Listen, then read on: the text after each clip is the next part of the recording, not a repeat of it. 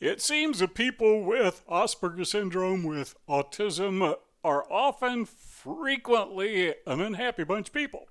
So I'm wondering, not necessarily what it is that makes us so unhappy, but how it can be that, how do I say this? How to be not unhappy? Like the absence of happiness is the definition of unhappiness.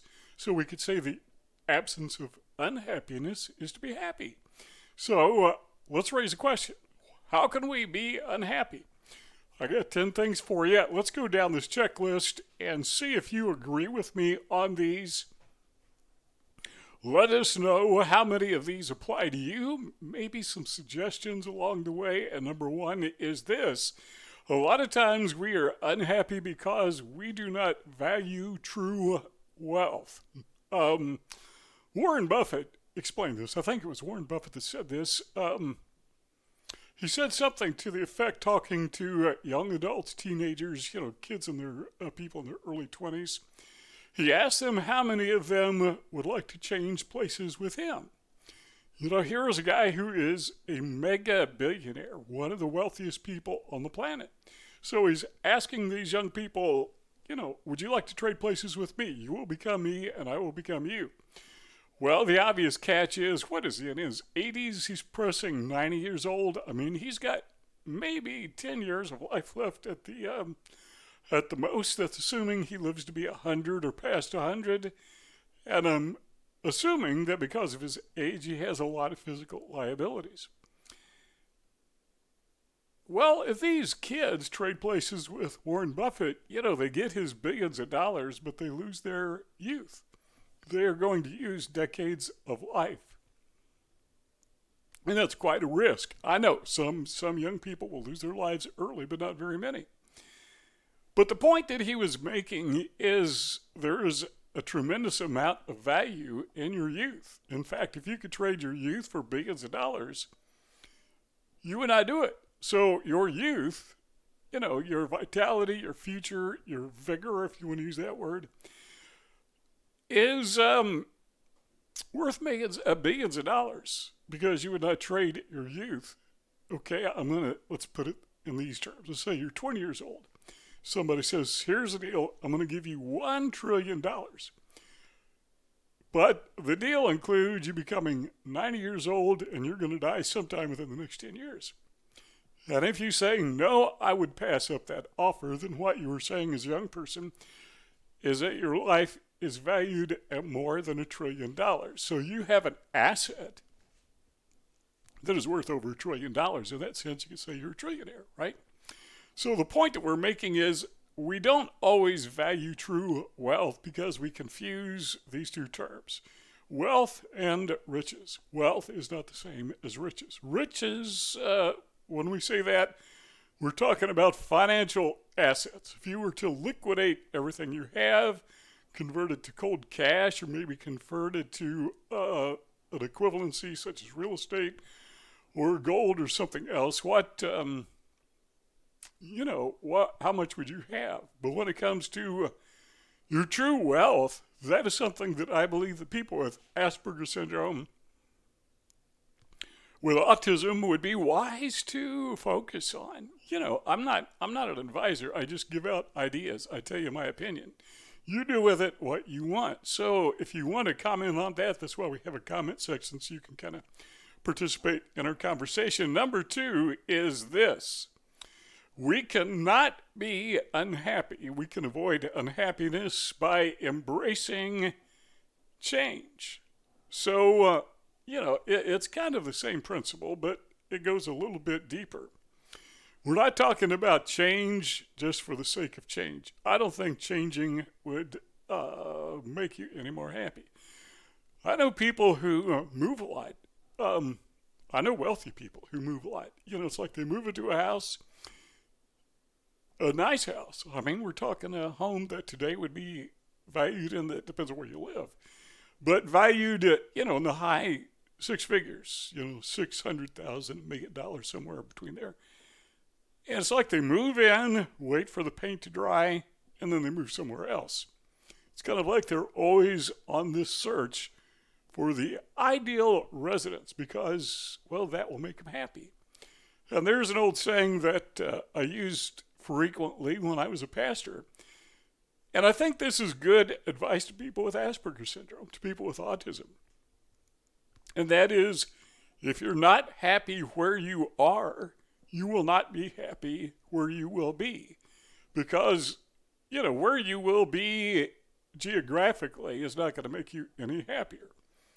Now, I got to say that during the winter months, I may be a little happier in Florida, maybe. But some of the same things that bugged me up north would bother me down south. And you go down south, okay, you got mosquitoes, you got snakes, you got mosquitoes that eat snakes. There's a whole different thing down there, a whole different set of circumstances. So we're talking about rising above our circumstances, but where we go, however high we rise, we're still surrounded by our circumstances. So, yeah, I think in the wintertime, I would be happier in Florida or somewhere down south where it's warm. So people would ask me the question, so why don't you move to Florida in the wintertime? Why don't you get you a spot down there? Just rent a place. Doesn't have to be expensive, but at least you have the nice warm weather. And as long as you can get to the beach without a whole lot of hassle, just be the happiest person. So why don't you do that? Well, because we'd be unhappy, because we'd have to leave our family, our kids, our grandkids would have to leave, our neighborhood and all that, and that would make us unhappy. So we're balancing the happy with the unhappy, and we're finding out that, sometimes it's good to embrace change because there are things there that would make us happy. But sometimes change does not make us happy. Change just for the sake of change. No, that doesn't make us happy. So I guess the point that we're making is be prepared for change. And when things do change, be prepared to embrace them. And by doing that, we can avoid being unhappy. But not change just for the sake of change, like moving to another state or moving to another house. Number 3 is work to live, don't live to work. One of the problems that people with Asperger syndrome have is finding a permanent employment because you go to the workplace and your coworkers, your supervisor, people around you don't quite understand this thing that you have with avoidance, their quirkiness, the thing that is in your mind that doesn't quite let you affiliate and associate with other people with the understanding that they have. And so they sometimes they just flat out cause you problems. They bully you, they insult you, and all of that. And what we find is we don't have a job. But when we do have a job, sometimes we discover that the only reason we have a job is because we are, it's kind of like our life. It becomes our job. We live to go to work because that is so important to us. And that seems to be more valuable to Aspies because it is so hard to find a job and keep one. So we go to work, we have this mind blindness, we're not fitting in, and so we want to do everything we can to keep that job because we know how tough it is not to have work. But while we're doing that, we also need to understand that life is not all about work, that the reason we go to work is so that we can live. We're not living so that we can go to work. The important thing is that we place an emphasis on living, on enjoying life, enjoying the moment that we have right now. Okay, number 4 is this. People with autism focus on physical and mental health. That is one way not to be unhappy. Now, I got to tell you, I'm kind of preaching not just to the choir, but I'm preaching to the preacher here. Because I know how tough it is. I know how difficult it is to be one of those people who struggle with different elements of health. Now, what I'm talking about here, I'm trying to avoid it, but what I'm talking about here is overeating and not getting enough exercise. Those are the 2 biggies. I know there are other health issues. There's a zillion of them, but I got a problem with I overeat. I mean, if you were to see a photograph of me back when I weighed 260 pounds, you probably wouldn't recognize me, but still, I got too much fat on me. But the thing that I'm not always focusing on is when you eat food, It doesn't just go away. It's not just like you experience the taste and say, that was good taste and texture. That was enjoyable. Well, there's more to it than that, and everyone knows it. We just don't think about it. That food goes somewhere after you eat it, and where it goes, depending on what it is, typically it turns to fat. You're storing the energy in the form of fat. So you got a lot of energy. You just can't seem to access it. You feel, man, I don't have any energy because I have all this fat. Well, the fact of the matter is you got a lot of energy. You just can't access it because fat effectively is stored energy. So, what I'm wondering is this: why do we eat? And the correct answer is, or should be, that we eat for the nutritional value. And if something tastes good, that's a bonus. But we do it backwards. We, at least I do, and I'm assuming other people are the same. But I like to eat because it tastes good. And if there's any nutritional value, well, that's a bonus. But man, I love a chocolate malt. Go to Dairy Queen, have a chocolate malt. I'm just in heaven. How much nutritional value is in that? Well, it didn't kill me, so I guess that's a plus. Number 5 is this: we need to be careful that we're not always blaming others, because when we do that, ultimately, we're not necessarily facing reality, but we could be just in denial. Now, I got to say, because this is really important, that there are times, guys, that other people are to blame. In fact, a lot of times, people are to blame. Someone says something to you that is hurtful, and you blame yourself. No, it's the other guy. It's the person who is saying something hateful about you.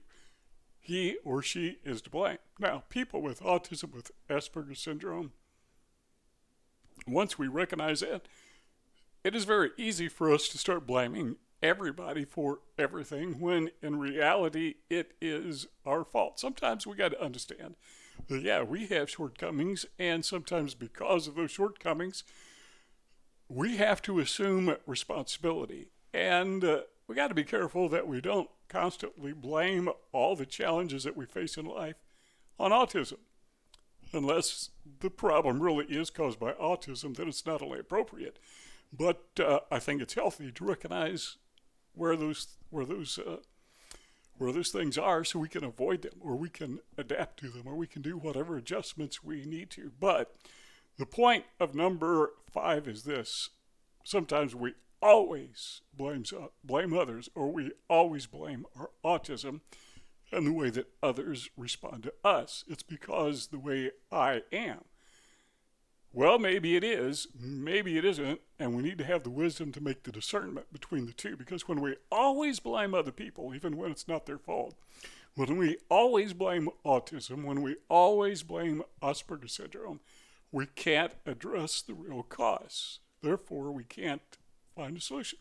It's kind of like back in the 19th century, when one of the cures for whatever ailed you was bloodletting, because they assumed that there was something in the blood that made you sick. So if you get rid of less blood, you get rid of less of whatever that element is making you sick, which actually made them sicker because there was no element in the blood. Maybe there are some circumstances, I don't know what that would be. That's not the cure, And a lot of times people with Asperger syndrome, we try to find this false cure for what ails us, and we try to blame others. By the way, you do this backwards too. But we try to blame others for things that are our fault. Or saying it backwards, sometimes we blame ourselves when it's someone else's fault. So again, we need to have the wisdom, the discernment to distinguish between the two. Number 7 is the way to be unhappy is to embrace our emotions.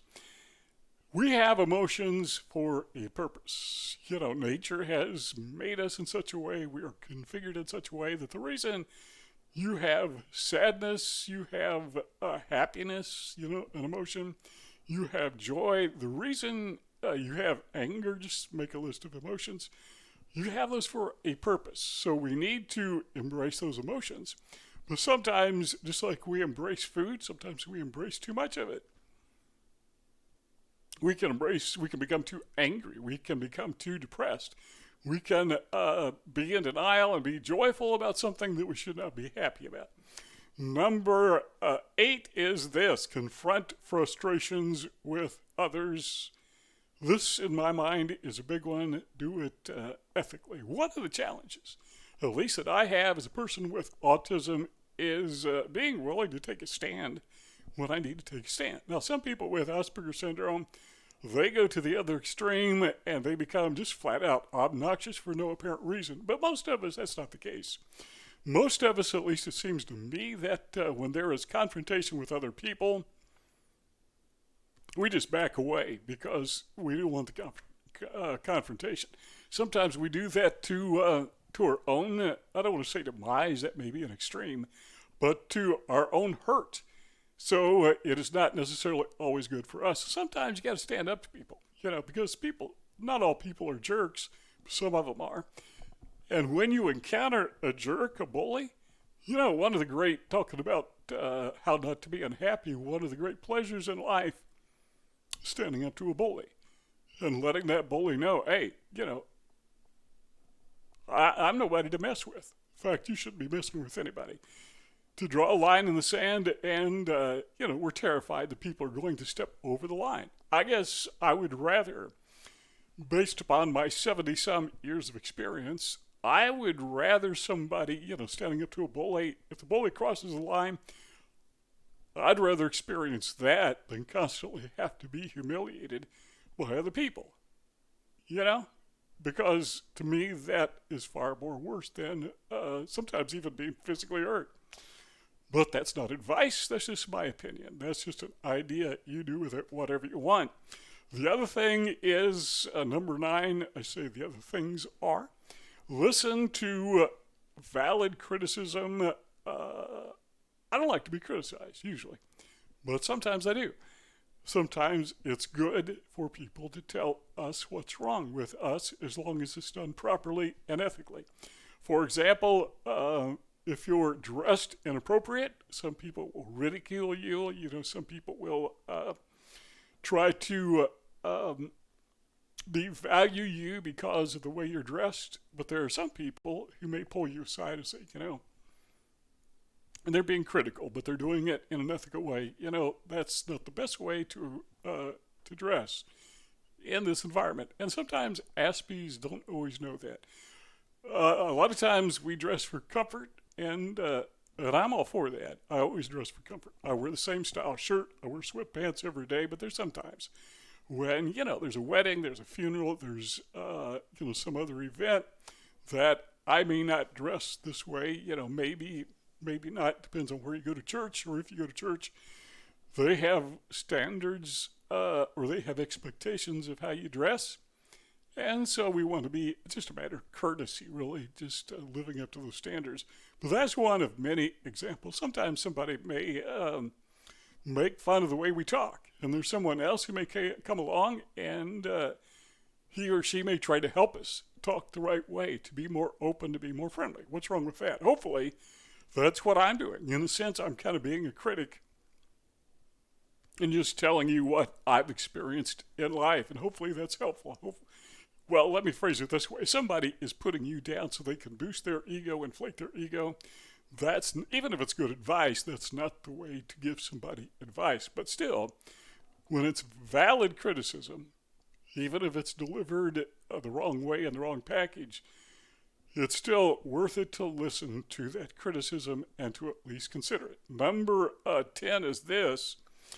This, again, is another one that I think is a big one, and one that I struggle with, and that is, don't be obsessed with pleasing other people. It's good to please other people. I think it's good to get along with others best you can. But as we said earlier, that sometimes you need to stand up to people, and you can't always try to please people. When you back away from a bully, in a sense, what you're doing is trying to appease. Maybe not please, but to appease the bully. Hopefully, then he will go away, or she will go away, and guess what? They don't. They don't very seldom, because what you've done is that you've actually encouraged them. They now know that you're a soft target. They're going to go after you.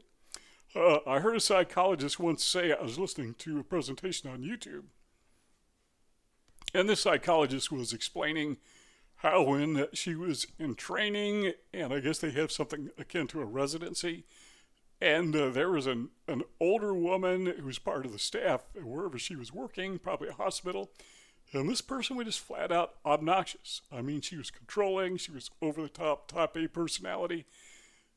And this psychologist, in hindsight, observed the reason this person did that is because nobody wanted to challenge her. Because, well, I guess they were afraid of her. So one of the challenges that we face is we have this thing where we're always trying to please people or appease them. So we don't want to have to face their wrath or whatever. But once you do it and you learn to do it, it's actually kind of fun. You know, triggering the narcissist or triggering the bully. Yeah, it's kind of enjoyable. This guy tried to push one over on me, and I pushed back, and I stunned him. That was, I had fun doing that. But pleasing people, trying to help everybody all the time, a lot of times when we do that, yeah, there are people who need help. I need help sometimes, and I'm happy for those people who do help me, particularly as I get older. There's some things, I was in the grocery store the other day, and I couldn't reach something on the top shelf, so I asked one of the employees to get it for me, and he did, very polite. And, he was being helpful. He was trying to please me. That's okay. But sometimes we try to please people so that they will accept us. Our way of getting acceptance is to please other people. That's not the way to get acceptance. Sometimes it is good to do it. Often it's good to do it. But when we're just doing it to get people to like us, that in my mind is just kind of disingenuous. There are two rectangles on the screen. If you want to keep on talking together, all you have to do is click one of those two rectangles. If not, thanks for stopping by, and we'll see y'all next time.